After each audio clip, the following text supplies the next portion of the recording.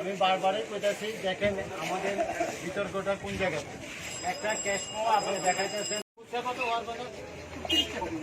হ্যাঁ 30 টাকা 30 টাকা কত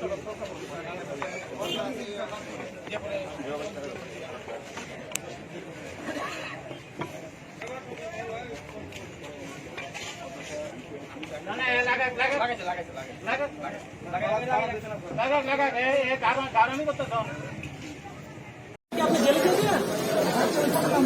মেমো তো আপনার মানুষ ভোট কিলো মেমো আপনি কত টাকা দিয়েছেন আমরা তো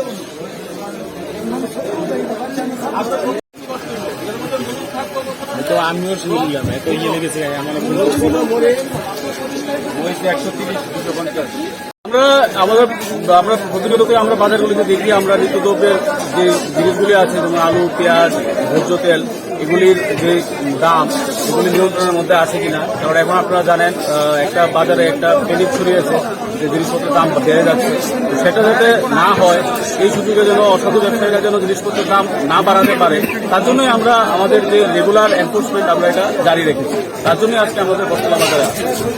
স্যার আপনার নাম আর ডেজিগনেশনটা? আমার নাম প্রণয় দেবনাথ, আমি ডিসিএম সদর।